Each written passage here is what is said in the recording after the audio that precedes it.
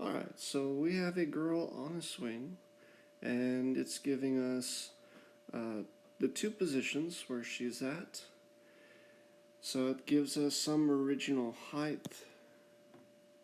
We'll call this h0. And then we have some final height, which is over here, and that's hf. And so the question is asking for her maximum speed whenever she's at the lowest point. Now, when she's up here at the top, her velocity, not the original velocity over here, is 0. So that means all of her energy at the beginning, there's no kinetic energy. So the kinetic energy originally is equal to 0. But there's going to be some gravitational potential energy. So PEG will be equal to mass times gravity times height. And that's the original height. So that's our original potential energy. So we'll call it PE go. Now, when she's down at the very bottom, what we'll call the final point, she's going to have some kinetic energy down there because she's going to be moving at a maximum velocity. And so the kinetic energy there is not going to be equal to 0. That's going to be 1/2 mass times the final velocity squared. And we're looking for that final velocity. Now, she's still going to be above the floor, so she's still going to have some potential energy, but this is going to be final potential energy.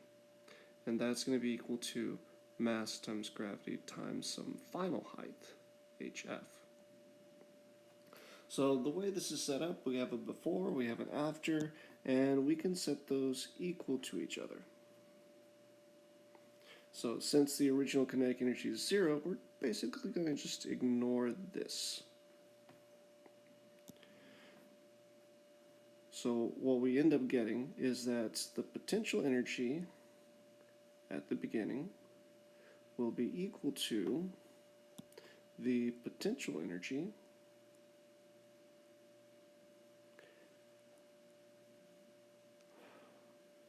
at the end plus the kinetic energy at the end. And if we go ahead and expand our equations, this is mass times gravity times the original height. And then this will be mass times gravity times the final height plus 1/2 mass times the final velocity squared. Now we're going to move, we want like terms on the same side.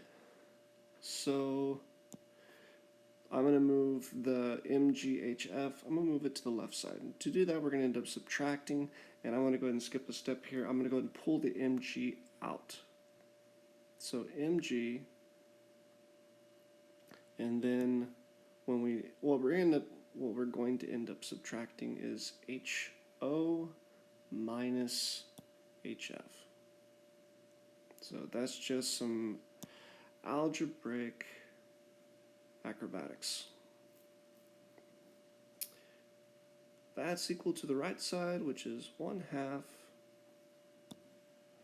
the mass, well, you know what, let me just leave it as 1/2 the mass times the final velocity squared.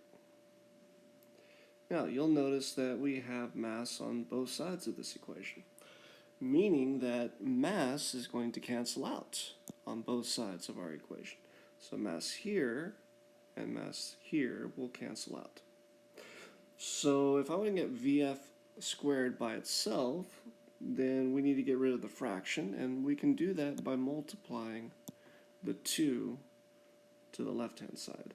So that's going to give us 2g, and then in parentheses, HO minus HF, close off our parentheses, and that's equal to the final velocity squared. To get rid of the square, I'm just going to take the square root of everything on the left-hand side. So the square root of all of it. So you should have two sets of parentheses there.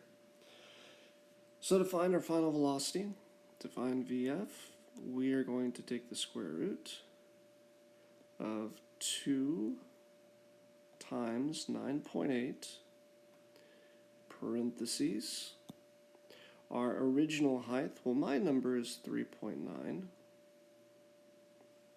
minus my final height, which my final height is going to be 0.7. And then there's going to be two sets of parentheses to close this off. I'm going to extend out my radical bar, and we just plug that in the calculator and get our answer. 7.920. And that is my final answer for my final velocity.